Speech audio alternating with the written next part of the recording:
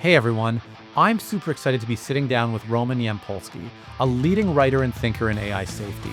He's written over 100 publications on the topic and been sharing his message with everyone from Lex Fridman to Joe Rogan. Roman is as far as you can get on the AI doomer scale.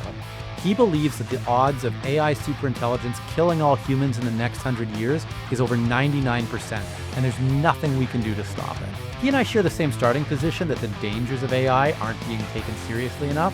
But what I really want to know is, what can we do about it? I'm not ready to write the obituary for the human race, so I want to challenge him on why he might be wrong or what we can do to change the future. Let's find out. Okay, I'm here with Dr. Roman Yampolskiy, and we're here to talk about AI risk, AI safety. Roman, thanks so much for being here. Maybe the first thing to jump into is, one of the predictions you've made lately that's kind of made the rounds is that your prediction of an extinction level event for humans created by AI in the next 100 years, you're putting at 99.99%. Is that right? Am I missing a couple of nines there? I keep adding nines. I keep meeting people who have a different p-doom for reasons independent of mine. So every time this happens, another nine has to be added logically. But it seems to be that you have to follow the chain of kind of assumptions to get to that number. One is it looks like we're creating AGI and then quickly after superintelligence. A lot of resources are going into it. Prediction markets, top experts are saying we're just a few years away. Some say 2 years, 5 years, but they all kind of agree on that. At the same time, according to my research, and no one has contradicted that, we have no idea how to control superintelligent systems. So, given those two ingredients, the conclusion is pretty logical. You're basically asking, what is the chance we can create a perpetual safety machine, perpetual motion device by analogy, and the chances of it are close to zero.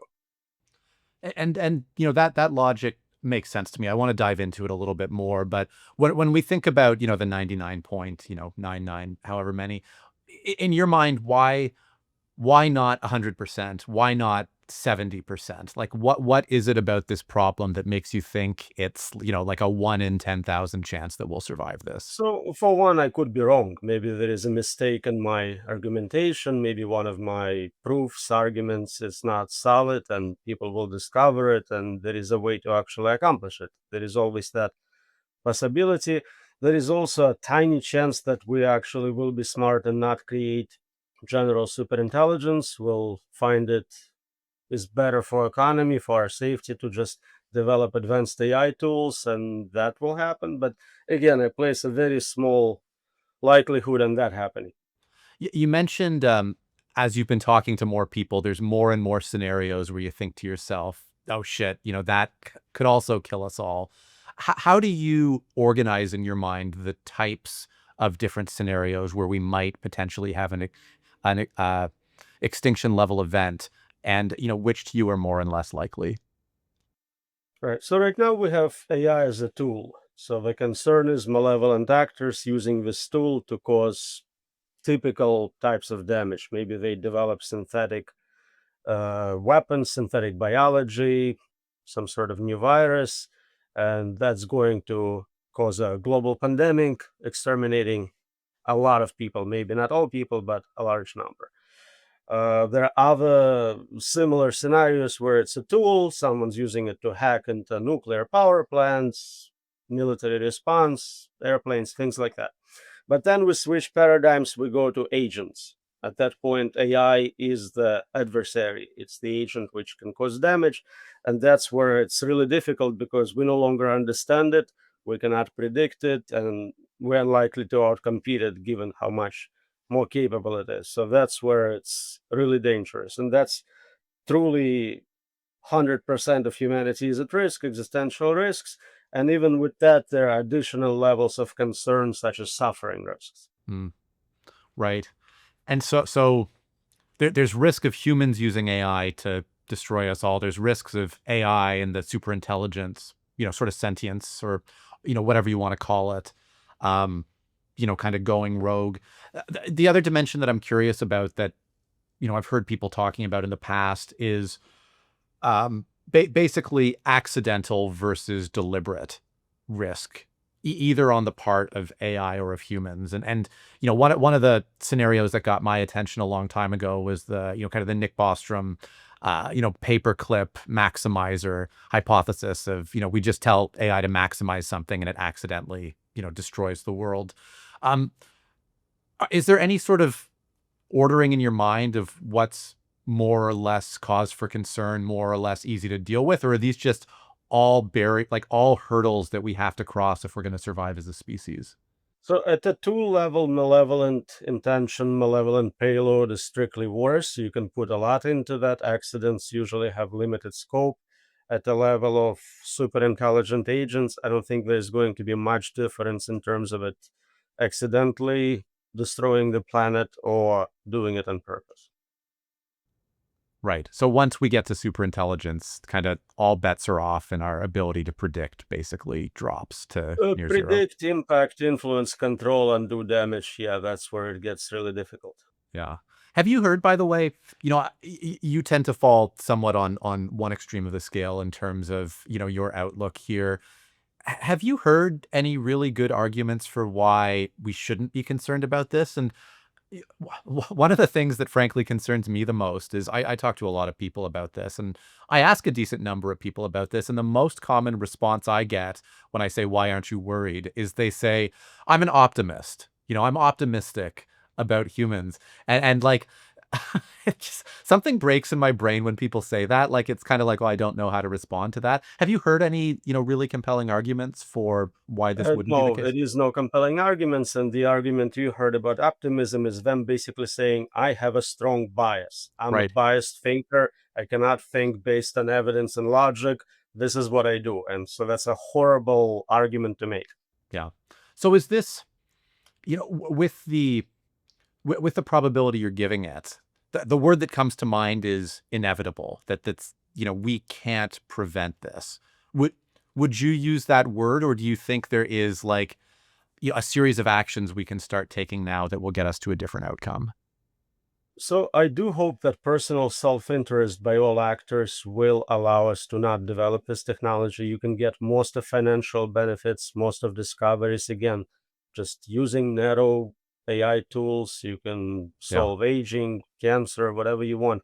There is no reason to gamble everything for, another 1% of wealth if you already have hundreds of billions. So that's my hope, just self-interest of people who are running those labs, who are investing in them. If they fully understand the argument, they understand they cannot win. There is possibility that they will not exist, or worse, they will be subject to suffering risks. Maybe it will convince them to kind of get together and say, let's slow down, let's not do this right now. Mm. When you say narrow AI, what does that mean to you? And is there a threshold where it gets too broad and that creates the risk for us? So typically, it's a system designed for a specific purpose. It can do one thing well, it can play Mm. chess well, it can do protein folding well. It's getting fuzzy when it becomes a large neural network with lots of capabilities. So I think sufficiently advanced narrow AI tends to shift towards more general capabilities, or it can be quickly repurposed to do that. But it's still a much better path forward than feeding it all the data in the world and seeing what happens. Yeah. So if you restrict your training data to a specific domain, just play chess, it's very unlikely to also be able to do synthetic biology. Right. Well, and it feels like we're very much on the course of chess and synthetic biology at the same time, right? Is that your kind of outlook for where all the money is going and what people are racing toward?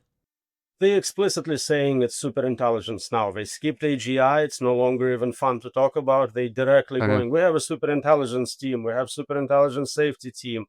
You couldn't do it for AGI, so you said, let's tackle a harder problem. Yeah. One of the things that makes me most nervous about all of this is it it doesn't really feel like there's any sort of off button we can rely on, right? And even there's something to me inherent about capitalism that even if there's risk, telling people no, wait, stop, like doesn't really actually get them to stop. And there's I don't know, whether it's capitalism and it's greed or it's, us versus China. Are those the ingredients going into your, outlook and equation? What gives you hope and what concerns you about the human drivers that could prevent this or stop this? So there is no technical off button. You cannot just unplug it. Yeah. It's distributed. It has backups. It's smarter than you. So that solution, which has been proposed many times, every time I give an interview, the comments say just unplug it, and that's not helpful. I always want to kind of get in touch with those people and say, "Oh my God, you solved it! Let's publish a paper on it. This is going to be so great!" And yeah, but if there is no technical solution, the hope is there is a social solution, governance solution to not doing it. And it's game theoretically equivalent, I think, to a prisoner's dilemma. Individual interest is different from communal interest. So everyone developing this wants to be the most advanced lab with the best model, and then government forces everyone to stop, and they forever lock in this economic advantage. The reality is it's a race to the bottom. No one's going to win. So if we can do a much better job coordinating, collaborating on this, there is a small possibility that we can do better than where we're heading right now. It's interesting. One of the parallels that gets thrown around a decent amount, and I'm certainly guilty of this, is talking about the AI risk in comparison to the nuclear risk that we, created in the first half of the 20th century and continues to exist now. If I look at the nuclear risk, the I hate to use the word optimist in relation to nuclear risk, but the optimist in me says like, hey, we deployed nuclear bombs. There was mass casualties, but we didn't destroy the world. We were able to collectively say, okay, like that's far enough. We're going to put treaties in place, and we've stepped back from the precipice, at least so far, and averted kind of, extinction level events with nuclear war. Does that is that something that can be applied to AI, or is there a reason that makes this time fundamentally different? So nuclear weapons are still tools. A human being decided to deploy them, a group of people actually developed them and used them, so it's very different. We're again talking about paradigm shift, tools to agents. At the time, we used 100% of nuclear weapons we had. That's why we didn't blow up the planet. If we had more of them, we probably would. So it doesn't look good. The treaties developed, they all really failed because many new countries have now acquired nuclear weapons.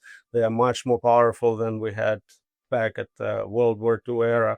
So I think it's not a great analogy. Hmm. And it sounds like it also, once you get past the tool level to the AI agent level, it also becomes a completely different game.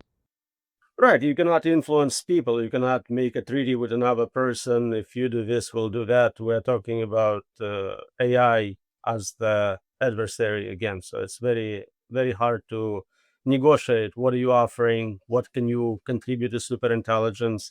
The systems cannot be punished in the same way as typical humans. So it's a very different game theoretic scenario.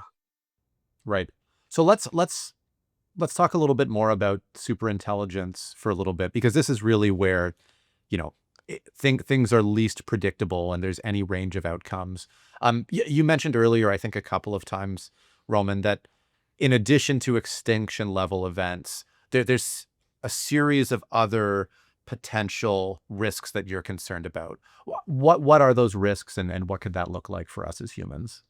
So the most mild ones just have to do with loss of meaning, loss of purpose. So if you have 100% technological unemployment, a lot of people with a lot of free time, but very little meaning to their existence. A lot of people identify themselves with what they do. I'm an artist, I'm a philosopher, I'm an engineer.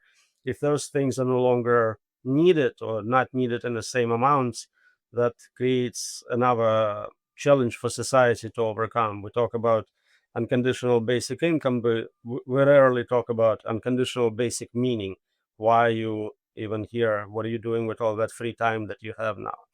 On the other side of the spectrum, the other extreme is the worst situation where it's not existential risk, it's suffering risks. For whatever reason, malevolent payload, mistakes, the system decides that torturing humans is the thing to do, and that happens at a mass scale, astronomic scale, and possibly with inclusion of life extension technology. Right.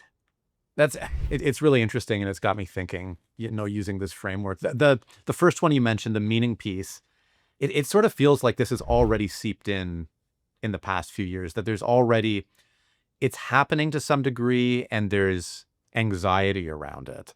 And what I mean by that is that there's more people taking an interest in this, and whether they're feeling it directly or they're worried about it, it's it's something that it feels like we're presented with now. Are you seeing the same thing from your perspective? And given that in some ways it's the least bad of these risks, are there any recommendations or any good paths you're seeing to kind of overcome this one?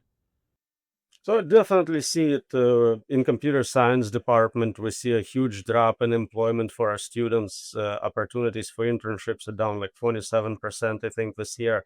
For years, we told people just learn to code, but that didn't seem to be a good long-term strategy. So lots of people are questioning, I'm a designer, I'm a programmer. Is there opportunities for me? Big companies are firing people by thousands.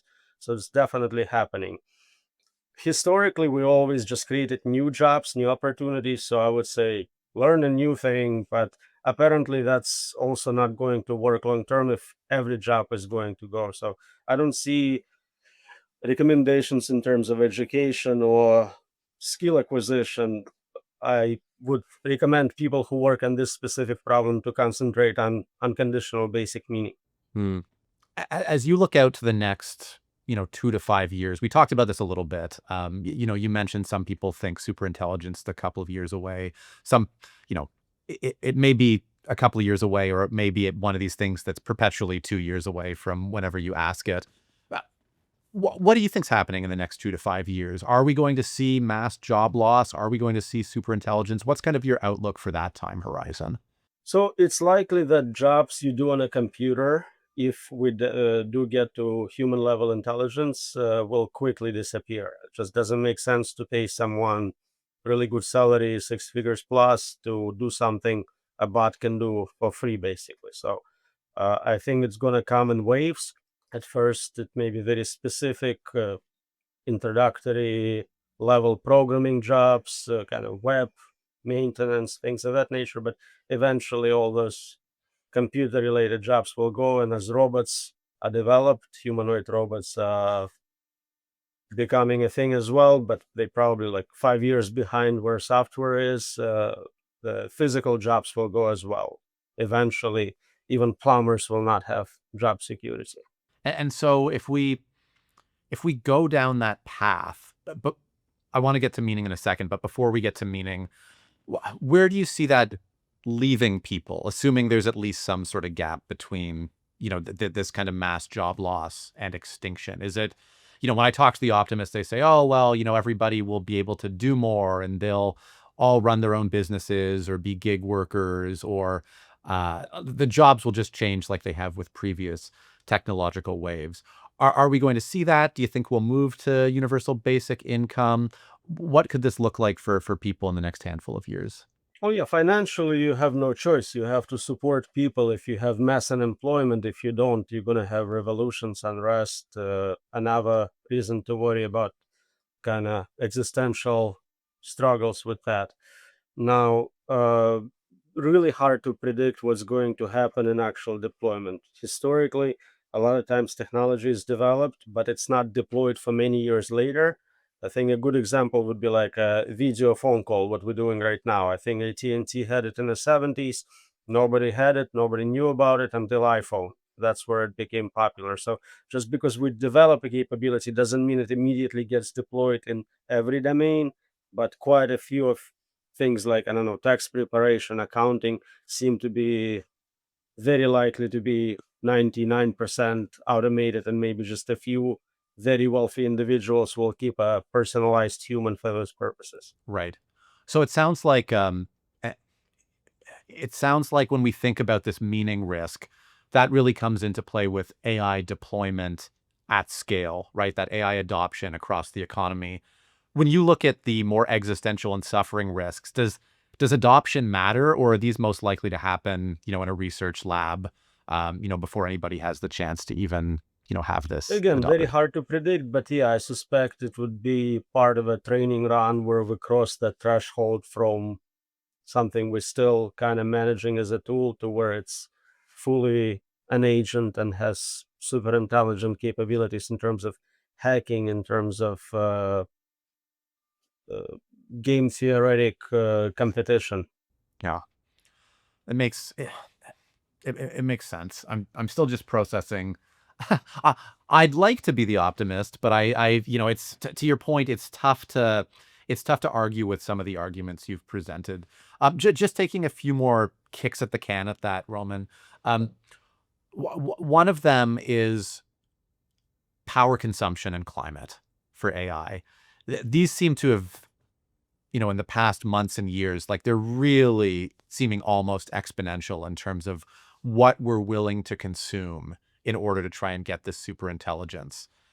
Is there, do you think there's a world where they kind of become asymptotic and like we actually can't create enough energy to build these things that might destroy us and we just luck out that way? Or is that kind of fanciful thinking? It's unlikely to be an upper limit, which makes a difference to us. I think at the time when we're running out of energy and capability to produce more, we're already at superhuman levels in terms of training. Uh, AI itself will probably help us to optimize energy consumption, energy production, and the trend is to make AI more efficient. So even if there is a significant need per amount of electricity consumed, we're getting a lot more intelligence out of it. Tokens are becoming cheaper, deployment is cheaper. So I don't see it as a long term limiting factor Right. for where we're going to get with AI. It could, it sounds like in your mind, it could delay super intelligence by a few years, but it doesn't change the trajectory. Is that fair? At best, I don't think it's even going to happen. I think there is a lot of opportunities for producing more energy. We have untapped resources, both in traditional fuels, and there is a lot of research going on with more futuristic fusion reactors, things of that nature. So I don't anticipate if there is enough financial interest, we can definitely produce energy. In a capitalist system, it's a product, and there is enough demand, supply will show up. Right. Makes Yeah, it makes sense. And that's the same thing I'm concerned about with capitalism and in this system is we've built this system that makes it very, very difficult given the race mentality and the I need to get there first mentality to get off this trajectory. I, one more for you, and then we can talk about we can take the conversation a little bit of a different direction. Um, one of the thought experiments I was just kind of mulling over yesterday while I was walking outside and trying to find meaning in my own life is framing the question: if we get to superintelligence, what, if anything, would superintelligence do to squirrels? Because I think we sort of fall into this trap where we view superintelligence like ourselves and think, it's going to try and kill us all. Do we, is there a world where we can have this kind of benevolent coexistence? And I don't know, maybe squirrels don't view their relationship with humans as benevolent coexistence, but is there a world where we get to some sort of balance or some sort of coexistence that doesn't lead to suffering or existential threat? If it happens because superintelligence decides for whatever reason to keep us around. It's not going to be up to us. We have absolutely no control over it, and that's a concerning part. I think different types of living beings, humans, squirrels, are all in the same boat. If superintelligence decides it needs to cool the planet sufficiently for its servers to be more efficient, it might exterminate all life on Earth. If it needs to convert the planet to fuel to fly to another galaxy, again, the squirrels are humans, same Yeah. boat. Hmm. It's interesting and it's scary and it's so, to your point, so unpredictable and unknowable. But it like that, the message I'm getting is it doesn't matter because we've fully lost control, right? Exactly. Yeah, yeah. What gives you meaning? I mean, to what degree do you feel that you're getting some of this, meaning risk right now, staring down the barrel of this research you've been doing, and how do you counteract that in your own life? So there is no shortage of problems they can work on. Surprisingly, very few people are in that space of looking at limits, at what we can do with AI in terms of control, understanding, safety. Most people are working on very narrow problems in terms of capabilities, but very few are trying to address this problem. Is control possible? What are the upper limits on our ability to predict those systems, explain them? Uh, I'm happy to see some other people show up and do some of this work, but we're talking about single digits of researchers. So at this point, I'm still feeling like there is some meaning to my existence. Okay. Okay. So you're fighting the good fight and, being a leader of the resistance, and that's where the meaning is coming from to some degree. I don't know if I'm a leader of resistance. I'm trying to tell people that resistance is futile if you do this. So Mm, definitely coming up with good arguments for why it's a terrible idea to create super intelligence you're not controlling mm, is what I do full time. right.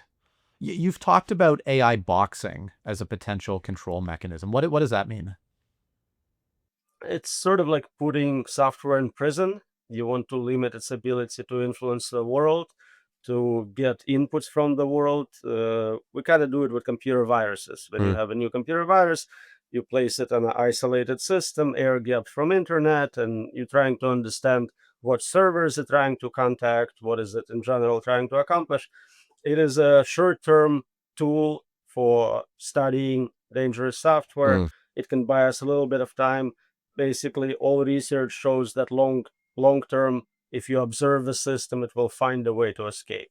If it has any influence on anyone, it will bribe you, blackmail yeah. you, hack the system. It will definitely figure out how to not be constrained anymore. Yeah. Have you seen this is an aside. Have you seen Ex Machina? That like Ex Machina is the movie that comes to mind as you say that. And which for anybody who hasn't seen it, I think it's a terrific film and it deals with exactly that. It is in some ways incredibly sobering. I mean, is that scenario realistic? It's obviously a movie, but does that in your mind is that a flavor of the problem we're dealing with when we talk about boxing? What part of that movie are you referring to? What specifically you asking about? Specifically the ability of, an advanced intelligence to use basically all tools at their disposal to manipulate humans Oh yeah, into breaking free they're of the gonna be box. super intelligent at persuasion. They'll come up with much better arguments. They'll exploit any weakness in your psychology. They'll try to make you fall in love with them, as we saw in the movie. All sorts of novel approaches as well, I suspect. Yeah.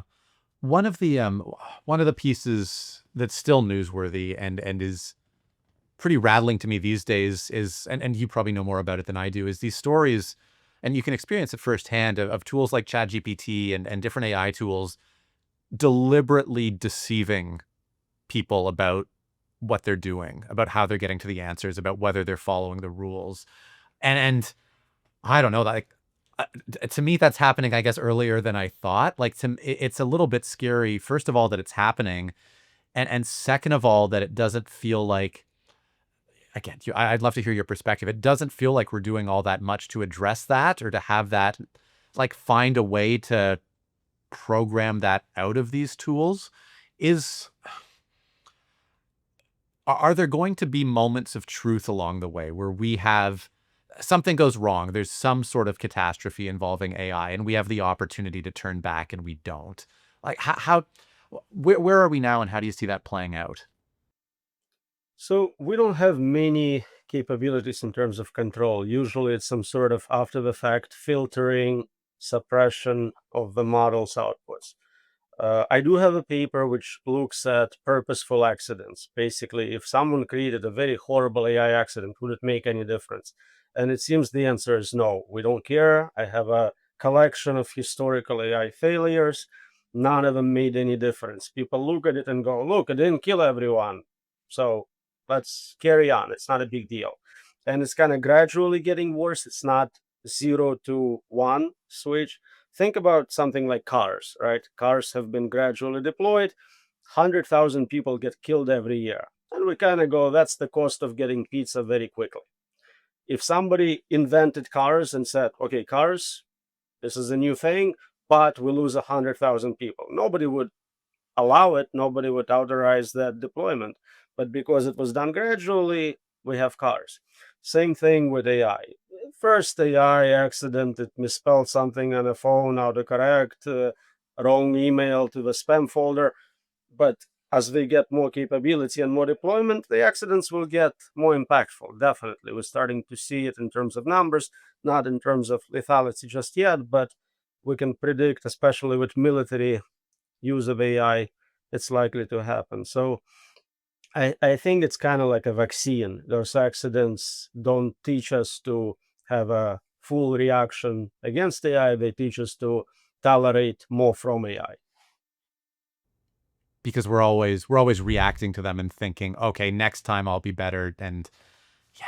And does that have any merit until we get to super intelligence? Like in this world where it's a tool, does that help us? I keep coming back to this idea that super intelligence is really this point of no return where we completely lose control. And I want to talk about that again in a minute. And I keep coming back to that in my mind. But before that time, is this still useful, or is it, is the risk too high, and we need to be taking these moments of truth more seriously? I'm not sure I fully understood your question. It is good then we patch obvious problems, then we discover, okay, the system is straight up lying about what it's doing, and there is a way to kind of have a secondary AI check on that and kill that output. It's beneficial, but it sort of teaches us that, okay, we know how to handle those Mm, problems. Reality is the model itself is still unaligned, uncontrolled. We're just doing some sort of over the top filtering. We're putting lipstick on a pig. right. Is alignment, one of the arguments you hear is, oh, it's just about alignment and we can get alignment right. Can we get alignment right? Is that something you've studied, or people trying to do that? Alignment is not even well defined. Nobody talks about what it is you're aligning, what agents you're aligning with, or how to actually code those fancy terms in alignment like good, love, and all those things people care about.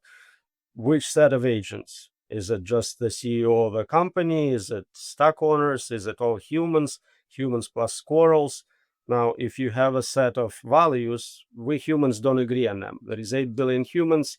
We haven't developed common framework for ethics, morality, religion, none of that. We argue about every political issue. If you somehow manage to get everyone to agree magically, those things change. What was valuable today may be considered completely unethical tomorrow. So you need to dynamically update it.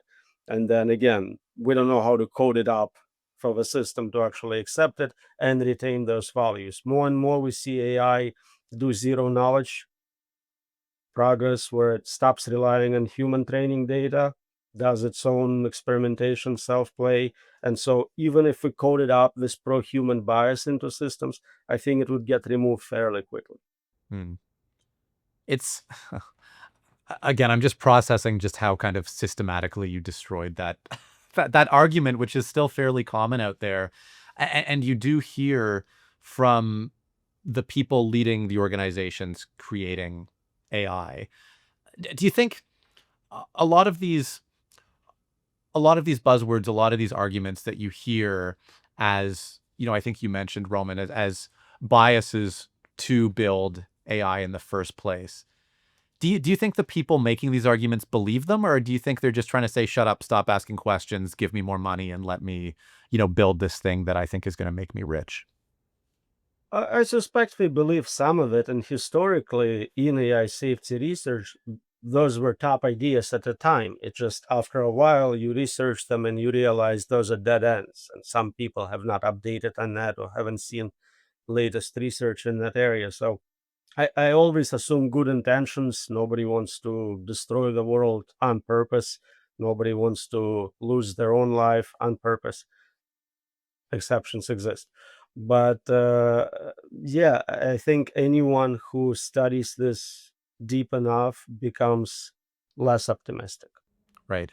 And one of the things that seems to be a pattern now is AI safety focused people leaving some of the big tech organizations and speaking out about some of the things they're concerned about. Are you finding there's an appetite to have this discussion and put controls in place with some of the big AI players, or yeah, like what does that look like?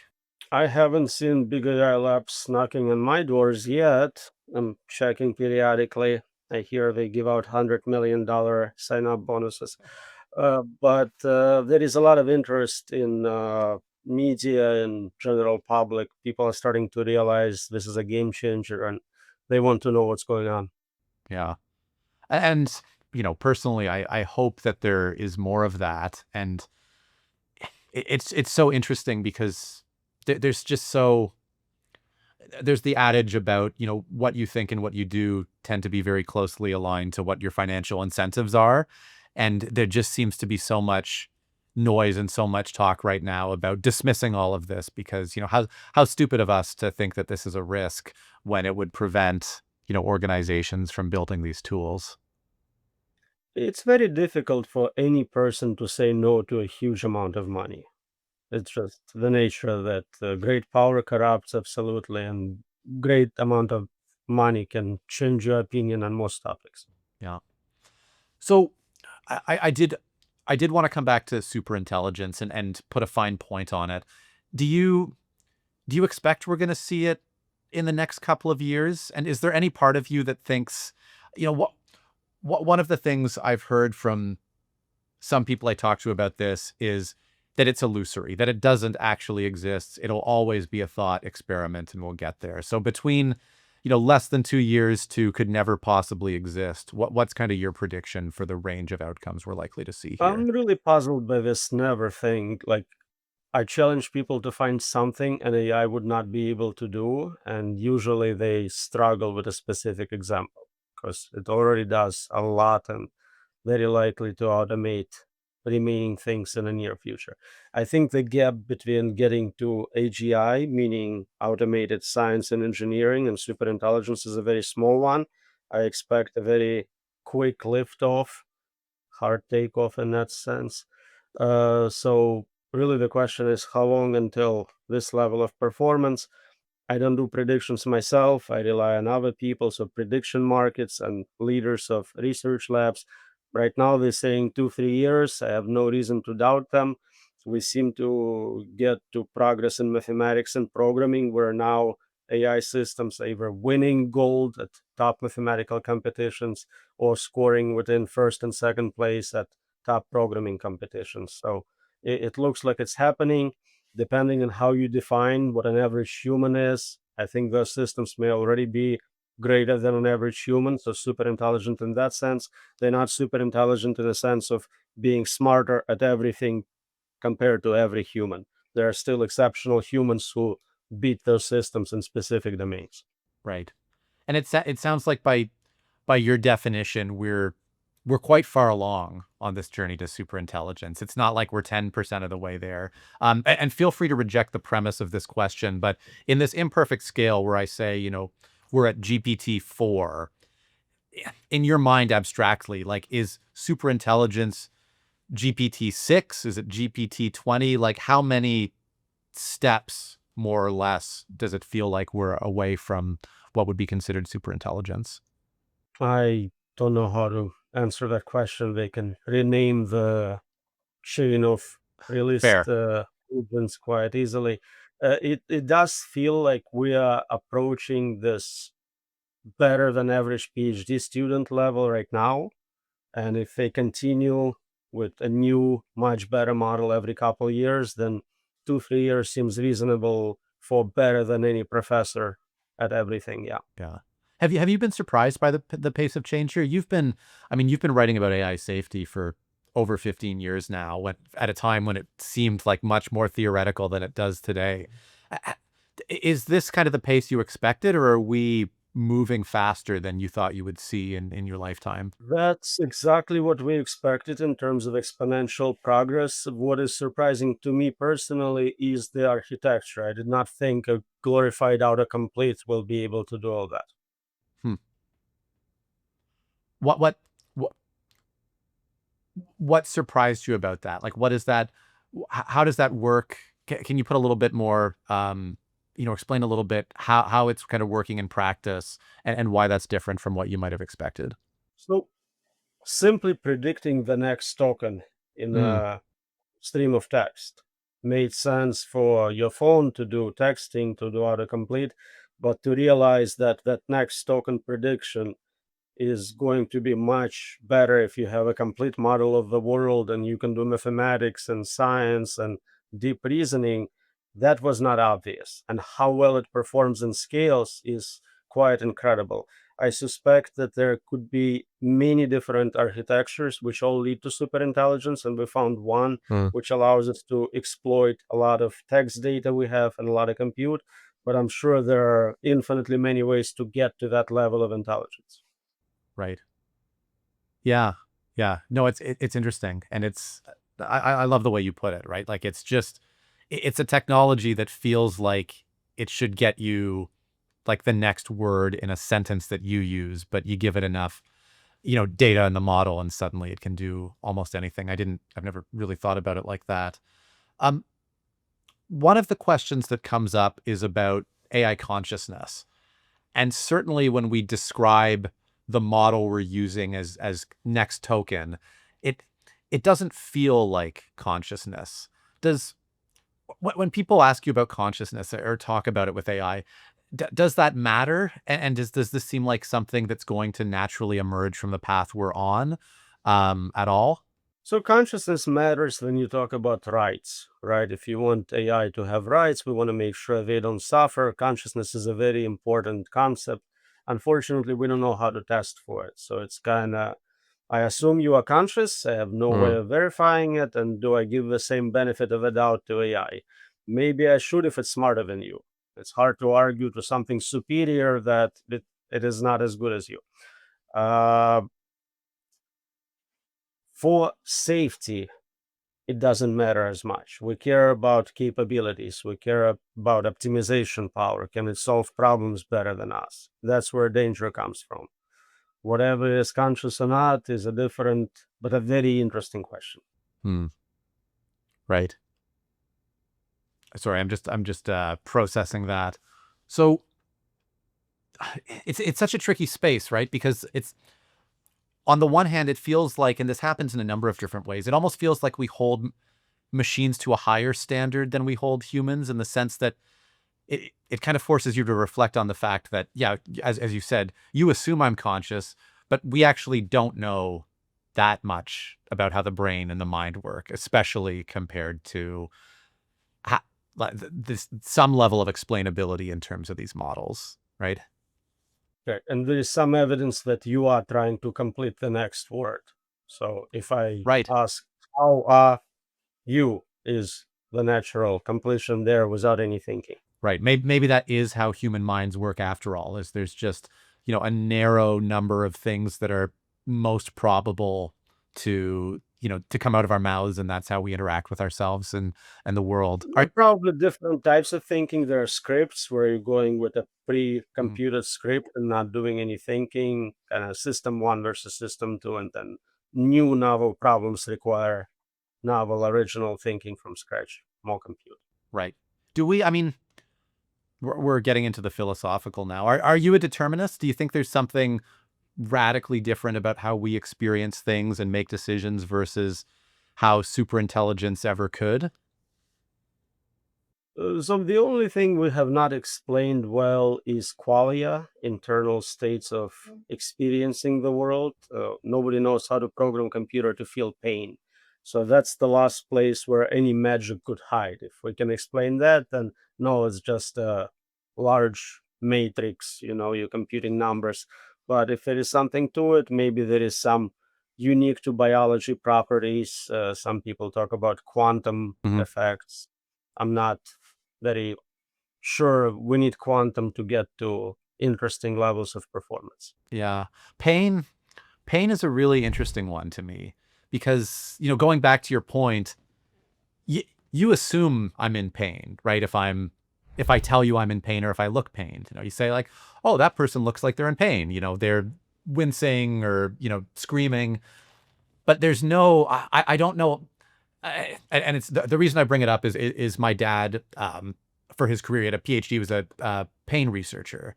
And this was one of Oh, the challenges of pain research and of pain is at some point you just kind of have to take people's word for it, right? That they tell you they're in pain. And maybe they're lying, maybe they're not. Maybe they have an incentive to lie because they don't want to go to work or something and they say they're in pain.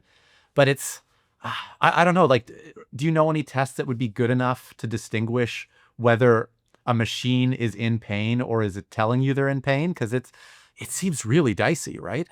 you are right. Even in humans, if somebody says we have back pain, there is no way an insurance company can say, no, you don't. They Right. cannot deny that claim. So it is super hard, and also the scale of it. Some people say, oh, it's 10 out of 10. Someone else Yeah. may not feel that way. If we take it more generally and talk about suffering, Mm. detecting states of suffering is next to impossible. What makes one individual suffer may be happiness for another. We see it in many domains. So very interesting, very open area of research. Lots of work needs to be done. Mm. Suffering is a theme that seems to come up, you know, fairly regularly in, some of your research and also in some of the conversations you're having. What makes suffering of such particular interest to you and relevance to, this topic of AI safety? People who suffer think it's very important. Hmm. Right. It in the sense that it's becomes all consuming, you It's mean? strictly more important than anything else. If Right. you are being tortured, every other concern kind of goes away. Mm, You really concentrate on that one. right. It's if you think about sort of the hierarchy of needs, it will always be the foundational layer. How do I prevent myself from suffering? Right. Those experiences of pain and pleasure are the baseline factor for making all our decisions. Yeah. Do you think I'm just thinking about that. Because as you said, like we could program pain into machines. We could program suffering. That feels very cruel. I don't know if they We could. we don't know how to do that. Nobody knows how to program pain into a Right, computer. right. Which may be for the best, actually. Is there is there a world where these machines, and if we have super intelligence, they could liberate us from suffering in some way? So it's possible to do re-engineering of human biology to where we have different levels of pain.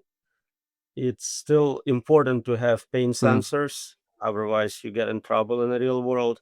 But I think there is too much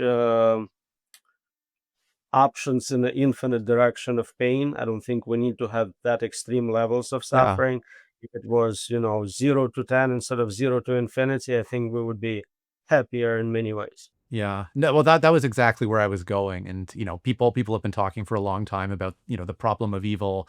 And do we really need this much suffering in the world, right? Like, surely couldn't we live in a world if there's, kind of omnipotent control that has a fraction of the suffering now, whether it's uh, in quantity or in types of suffering.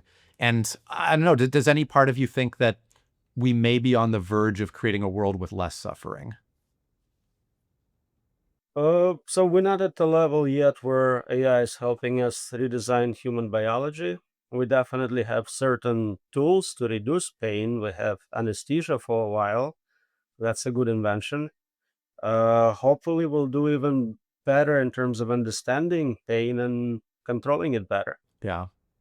I'm thinking too more. I mean, there's suffering on the individual level, feeling pain as an individual, but then there's sort of the military induced suffering, right? And what happens when we have conflict and we go to war with each other and, pick the atrocities you want of, today about what that looks like. But can, I hate to call it a benefit, but I'm just trying to take stock of what AI is enabling and preventing. And I guess where my head went is it feels like the people who control AI, if they're on one side of the conflict, they're able to that like radically change the equation, if you know what I mean, like radically reduce suffering on their side if they're able to use, drones or, non-human combatants, but in a way that offloads that suffering to the other, to the other combatants. I mean, first of all, do you agree with that premise? And Yeah, what does if this you can mean? reduce number of victims on your side, it reduces cost of going to war or Yeah, starting a conflict. And every war is a war crime, so that I think will just increase amount of that. yeah, yeah. Shit. Yes, if it makes it if it reduces the cost of going to war, we could be in real trouble. Does that fit into your, the calculus you're doing about existential risk, just humans being more trigger happy in terms of conducting warfare against each other? So at a tool level, we are kind of balanced out. Whatever US has, China has, maybe even Russia has something advanced. It kind of stops us from engaging. So at the tool level, it's a necessity, and I Yeah, understand why people are worried about competition outperforming us in that research. But it doesn't scale to superintelligence. It doesn't matter if right, uncontrolled superintelligence is created by China or US. If it's not controlled, it's exactly the same outcome. right. There's no mutually assured destruction, and that whole pact only works if it's humans who are making the decisions. Well, it's mutually assured that if we create superintelligence, we are sure to destruct everything, yes. Yeah, right, right. Because we've at that point completely lost control of any, stake in decision making for mankind at that point. Right. And those differences between I'm American, you are Chinese, they're irrelevant. We are all humans versus AI. Right, right. And they suddenly their destiny or their programming, and I mean even the words wants and needs, like all the words feel a little bit a little bit lacking when we're trying to think about something, so much more powerful than us. What when you hear people talking about superintelligence, I mean, it's clear to me, Roman, you've been thinking about this a long time. You've been writing about this a long time. What are some of the aspects of it that people are getting wrong, or that they're not going far enough in their thinking in terms of extrapolating outcomes for? That's exactly that. Most people think one or two steps in advance, so they go AGI, then superintelligence. We need to fix it. Whereas you're going to have infinite levels of progress. You'll have superintelligence 2.0, 3, 4, 5. Superintelligence itself will have the same issue as we do. How do I control this greater intelligence, make sure it has my values? So we're never going to solve AI safety in a sense that, like, today we solved it. There is no more concerns, it's a done deal. It's always an ongoing process where you're trying to keep up with a smarter adversary, with a ever increasing space of possible attacks. So that's why I'm so skeptical about our ability to indefinitely control something exponentially improving. Right. Do you have, I was thinking about that feedback loop and the fact that once it gets to superintelligence, it can build itself or it can improve itself. And just this, I don't even know if exponential is a strong enough word for the rate of change you get, or, how, how dramatically it can outperform us and become so much unlike anything we've ever seen in our, in our lifetimes or in the history of humanity. Um, there's talk about the singularity and about what this could look like. And it often turns into this conversation about transhumanism or humans continuing to be an important part of this. Does that hold water for you? Do you, what could this future look like if you extrapolate? So if we do create superintelligence, I don't see us doing well. I don't think there is any reason for integration. I don't see what you would contribute to superintelligence as a biological intelligence, lower intelligence. You would be a bottleneck. Some people argue that yes, we'll merge with this technology. Again, as a tool, I totally understand it. I like the idea of Neuralink for disabled, especially. It's wonderful. But long term, I just don't understand what you are contributing to that system. So I'm kind of skeptical about long term prospects of humans remaining around. And more people are starting to kind of accept it as a given. We're going to be removed from the equation. We're not building our successors essentially, and so maybe we can influence them in certain way based on training, based on data, to be a particular type of success. Right.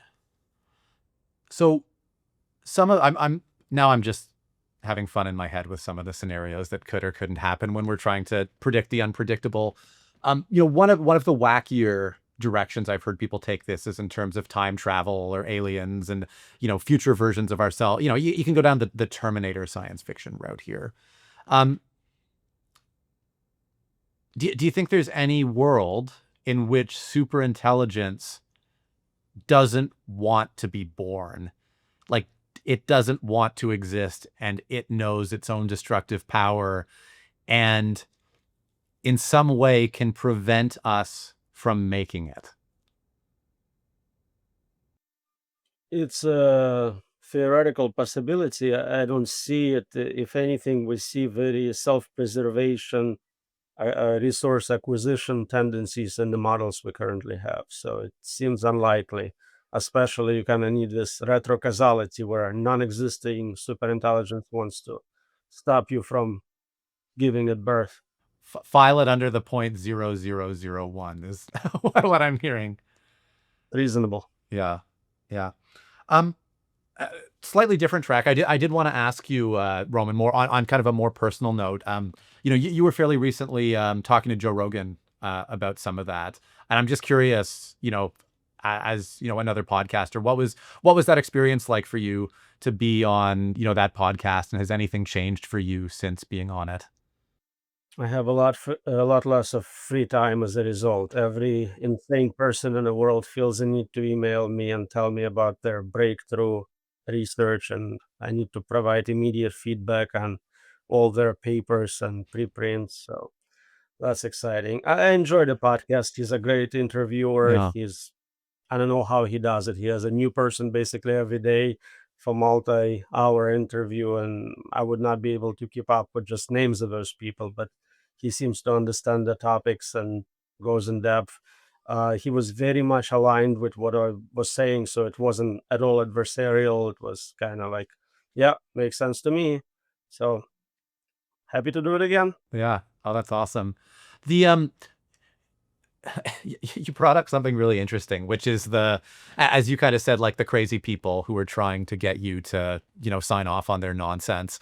And, apologies to the crazy people listening to this podcast too. But it seems like, is that one of the challenges of this whole field? Like, it seems like one of the challenge of this might be as soon as you are of any interest to crazy people, there's a risk that you get cast off by kind of mainstream discussion as, you don't have to worry about Roman. He's one of the crazies. That could never happen. How do you break free of that? I was doing AI safety and singularity research before I was tenured. I was doing it before there was any GPT models, any funding, any conferences. So I don't really care about opinions of random strangers on the internet in that regard. At this point, I think everyone sees this as legitimate. We have Nobel Prize winning scientists, we have Turing Award winning scientists, all in agreement with me, and they're doing it with about a 10-year delay. So, if anything, I have been proven not to be the craziest. Right. So I keep coming back to what we do about it, because I mean, between you and me, I don't love the answer of like, we wait for the inevitable. And, I've got kids. I don't know if you have kids, but it doesn't feel great to be saying like, yeah, well, you're on the clock. You may not have, kids or grandkids because the world's going to get wiped out. It's still, do we need to be committing more research and more minds to trying to solve this? Or, if you had billions of dollars to throw at this problem, what what would you be doing? Would you be, bombing OpenAI? You don't have to answer that. Or, convincing researchers to, take a different stream. Well, that's the whole point of difference between my views and typical AI safety researcher. They're saying if you give me a little more time and a lot more money, I'll solve it for you. Mhm. I'm saying no, you will not. It's not money constrained. It's not getting better with scale like capabilities do. With capabilities, you can ask exactly how much to certain level of performance and train it. AI safety does not scale. It's either constant or at best linear. Adding more money, you can give me $1 billion. I have no idea how to control superintelligence still. I cannot translate your dollars into more safety. There are specific narrow things I can do, and I'm happy with more resources for more people to look at different aspects of it, but I don't think that's the constraint. It's not financial at this point. So I'm trying to see if there are any scientific reasons to be optimistic. I have a paper about basically analyzing game theoretic timing for when a superintelligence should strike. It's immortal essentially, so it Mm. has no reason to act immediately. It can easily decide, I'll wait a couple decades, couple centuries, they will become more dependent on me, I can accumulate more resources, have independent factories, robots, have more control, and at that point it will be a much safer takeover. So maybe we have 100 years of utopia just because it's in the best interest of superintelligence. Right. Yeah. But it all comes back to we've totally lost control. It gets to decide if it wants to put us in the matrix, fine. If it wants to like one fell swoop, and we wouldn't have any way of knowing, would we? Or would we? So today we are still in control. We can decide not to build it. Mhm. Once there is superintelligence in the world, I think, yes, we lose control, and yes, simulation arguments become very meaningful. Yeah. So you you said that finance is not the constraint. What what in your mind is the constraint right now? We're trying to solve an impossible problem. If somebody said, I need you to build a perpetual motion machine, and you said, okay, I'll do it, give me $1 billion, I would assume you're committing fraud. Mhm. And you can keep busy making better batteries and better wires and improving energy related techniques, but you will never succeed at creating perpetual motion device. We need to create a perpetual safety device. You can make any given system safer Mhm. in proportion to resources you put into it, but you never get to the levels of safety you need to guarantee that it will not cause a final accident. Yeah.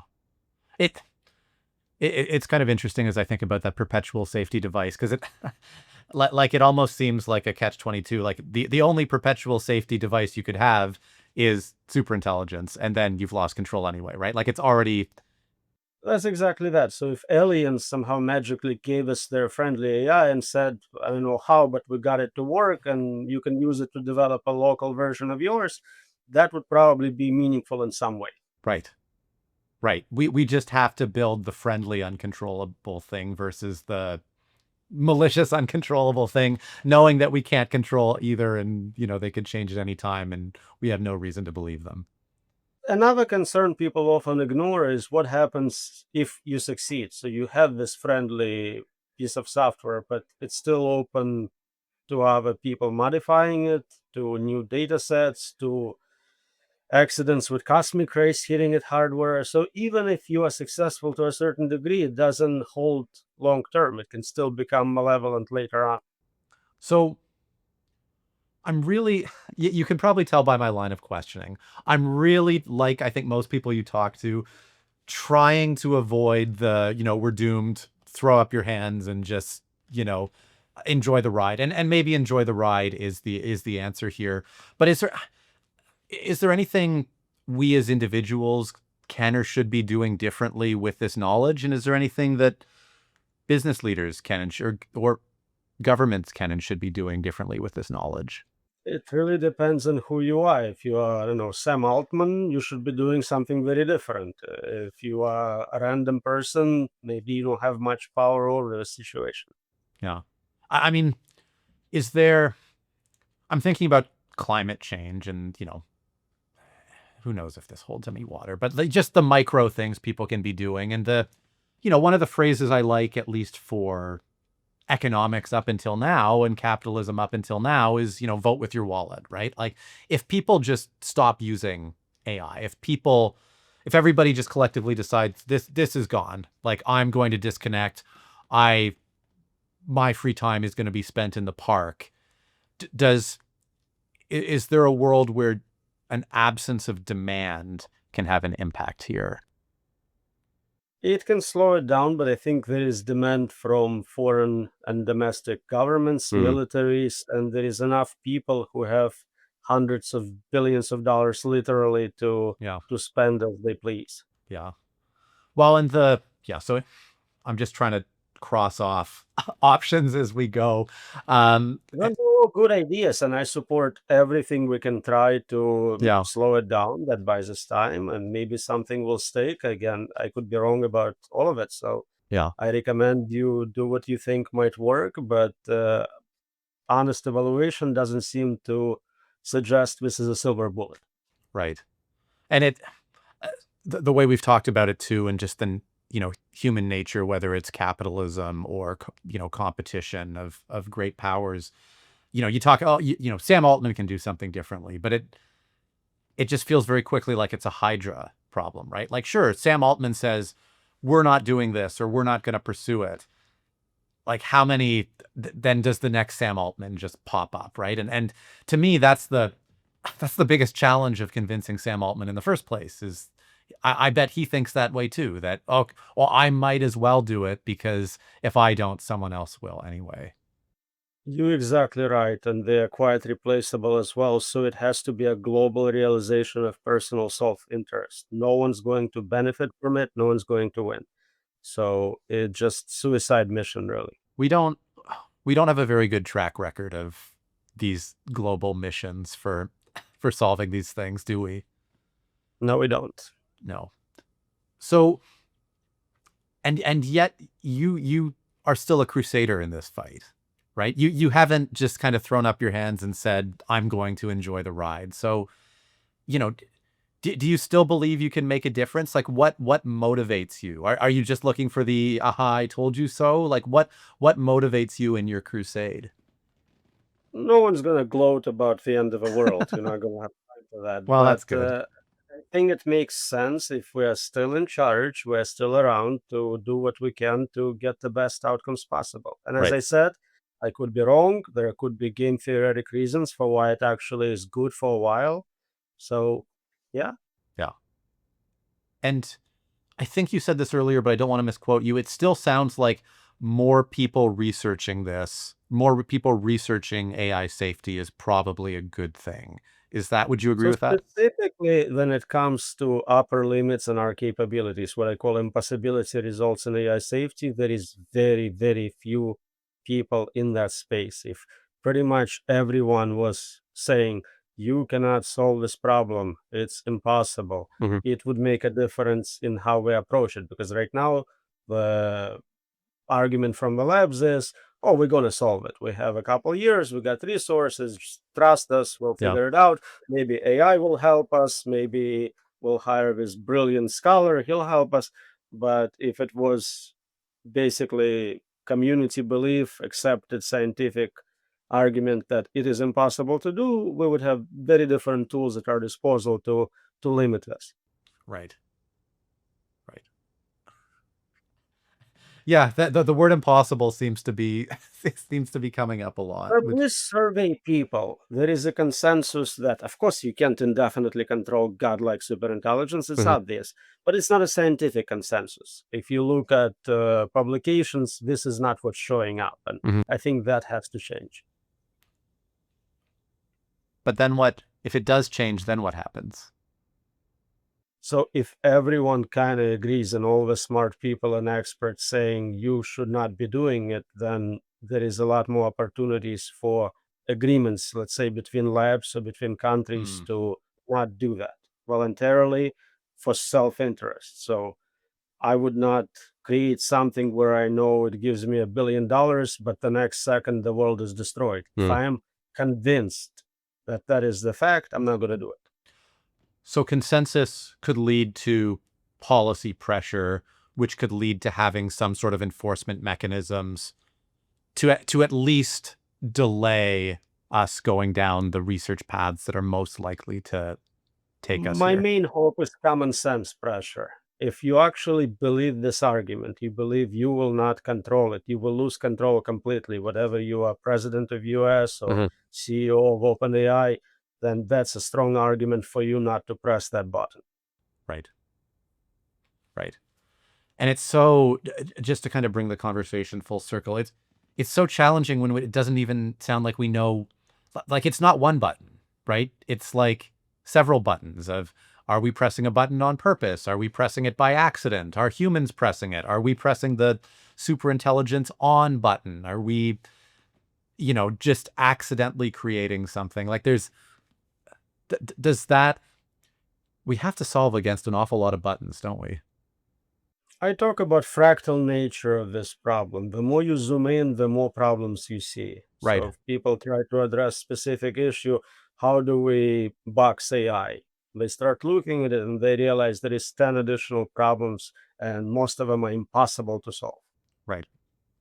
So just to kind of, put a bow on something as existentially devastating as the end of the world, if someone's listening to this conversation, what message do you want to leave them with, to as they think about how they interact with these ideas and maybe what they do about them? So I'm specifically targeting people creating this technology. I would like you to realize that what you are doing is basically unethical. You are causing a lot of harm, and please stop. Is there a that's fair. We talked earlier about redirecting efforts toward narrow AI use cases as, maybe a better route. Do we have to stop wholesale, or is narrow a better path? And my logic there is, if we stop wholesale, we come back to the Hydra problem, and if you don't build it, your willing replacements will, versus if we can say, okay, we're trying to just come shy of, brush up against super intelligence or these, existential threat tools, but not cross that line. Is that the road to take in an optimization exercise? It is something we can actually, I think, get people to agree, as they would get most of the benefits of this amazing technology. AI is great. It can literally cure every disease. It can give us longer lives, more abundance, but we can do it with narrow tools. And so this switch is quite easy to swallow. Saying ban technology, I don't think that's going to sell well. Yeah. Wow. Well, lots to think about, regardless of me not being Sam Altman. And I wanted to say a big thank you, Roman, for your sobering perspective, and that if this felt at all confrontational, I hope it's not because I don't. I hope you're wrong, but I I I hope I'm wrong. I hope you're wrong, and I use the word hope very deliberately, because yeah, and I know you hope you're wrong too. It's the fractal problem kind of brought it home for me. Is as you dig into it more, I end up feeling additional pessimism, not additional optimism. So I'm hopeful that people can find ways to avoid this, and yeah, I guess we'll try to enjoy the time and see see how the future goes. I enjoyed this podcast. Thank you. Thanks so much.